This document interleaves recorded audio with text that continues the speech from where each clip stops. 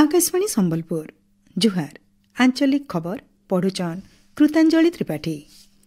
गला 15 दिन है अणसर घरे रहिबा उतरू महाप्रभु श्री जगन्नाथ श्री बलभद्र देवी सुभद्रा आउ श्री सुदर्शन चतुर्धा मूर्ति आउ केते समय उतरू आज भक्त मानकु श्रीमंदिर अणसर पिंडीन नवजौवन बेसती दर्शन देवे।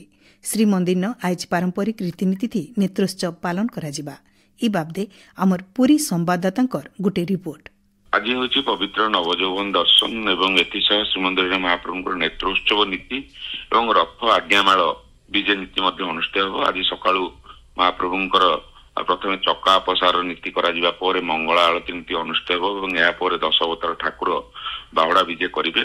परवर्ती समय ताटी फिटा जा प्रथम परिमाणिक दर्शन एवं पर सर्वसाधारण दर्शन अनुष्ठित हो। विधि अनुसार आज सकाल धूप नीति पर रथ को आज्ञामाल विजय कर आज्ञामाल विजय होगा तीन रथ को स्वतंत्र भाव में जो रथ खड़ा प्रस्तुत हो रही अच्छी से गुड़ी को टणा श्रीमंदिर सिंहद्वार निकट को अणाजिब। पर्यटन होची सबुनु जीवंत आउ बड़ संभाव्य क्षेत्र भितर गुटे जेनटा अर्थनैतिक अभिवृद्धिर गुटे मुख्य साधन है बोली राज्यपाल डॉक्टर हरिबाबू कम्मपाटी कहिछन। गलाकाल भुवनेश्वर ठाने ओडिशा पर्यटन कनक्लेव 6 नंबर संस्करण उद्यापनी समारोह जोग देकरी राज्यपाल ओडिशा के विश्वस्त न गुटे प्रशंसित पर्यटन स्थली करबार लगी आह्वान देछन। जून मासो अक्टोबर मास तक राज्य दक्षिण पश्चिम मौसुमीर प्रभाव रहुतवानो ई समयाथी बन्या और जबर वर्षा लगी धनजीवन नुकसान हेउछे। हेतिर लगी ई समय बहुत गुरुत्वपूर्ण है बोली मुख्यमंत्री मोहन चरण माझी कहिछन। गलाकाल भुवनेश्वर लोकसेवा भवन ठाने राज्यस्तरीय प्राकृतिक विपर्यय कमिटी बैठक 2025 थी जोग देकरी मुख्यमंत्री कहिछन सरकारकर तरफु करा जायतिबा जीरो कैजुअलिटी थी केनसी प्रकार सालिस नहीं करा जाय। राज्य सरकारकर सबु विभाग निजर निजर भितरे तालमेल रखिकरी काम कले विपर्यय सफल मुकाबिला करिहेबा बोली मुख्यमंत्री कहिछन।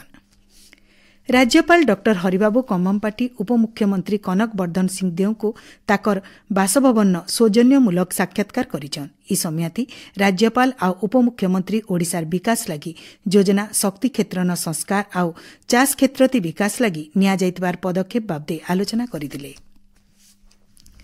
राज्य स्वच्छ आउ स्थायी गतिशीलता दिगे गुटे मुख्य पदक्षेप भावे वाणिज्य और परिवहन विभाग आउ शक्ति विभाग मिलित भावे ओडिशा वैद्युतिक जान ईवी नीति 2.0 उपरे विचार करबार लगी गुटे उच्चस्तरीय बैठक हेचे। बैठक सूचना अनुसार ओडिशा ईवी नीति 2.0 लगी तैयार अच्छे आउ राज्य 2036 तक 50% बैटरी वैद्युतिक जान पंजीकरण लक्ष्य रखिछे। बैठक ती वाणिज्य और परिवहन विभाग प्रमुख सचिव उषा पाढ़ी आउ शक्ति विभाग प्रमुख सचिव विशाल कुमार देव अध्यक्षता करथिले। निशा कारबार आउ बेआईन निशा चालान के रुकबार लगी लुक्कर भितरे जनसचेतनता सृष्टि उद्देश्य आज पालन करा जाउछि विश्व निशा निवारण दिवस। मिलित जातिसंघ तरफु 1987 मसियानु मादक द्रव्य सेवन आउ चोरा चालान बाबदे लोकु सचेतन करबार लगी ई दिवस पालन करा जाउछि। निशा निवारण लगी राज्य सरकार दिशा योजना अधीन 11टा निशामुक्त केन्द्र स्थापना करिछन आउ भविष्यतन फी जिल्लान इटा स्थापना करबा लगी खास व्यवस्था करुछन।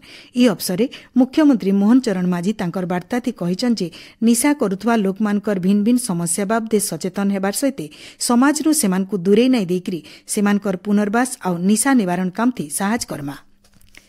ई बछर डालुआ धान बिक्री समयाथी संबलपूर्ण हेतबार अदिनिया वर्षा लगी चाषी मानकर नुकसान बाबदे राजस्व आउ कृषि विभाग तरफ सर्वे रिपोर्ट राज्य सरकार को दिया जाइछे आउ इथिर लगी क्षतिपूरण बाबद टंका के बिल सरकार मंजूर करिछन।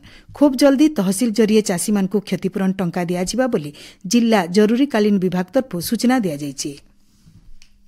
विद्युत आ वैद्युतिक उपकरण ठीक भाव व्यवहार करबार सहित विद्युत आघात बंचबार उद्देश्य आजठानु जुलाई 2 तारिख तक शक्ति विभाग तरफु जातीय विद्युत सुरक्षा सप्ताह पालन कराहबा।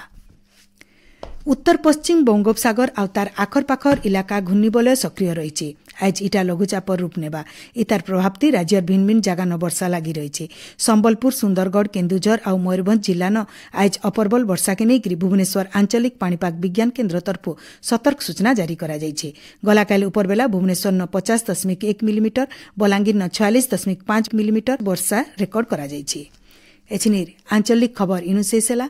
आरो बेलर आंचलिक खबर सुनी पारबे रातिर 7:02 थी। जुहार।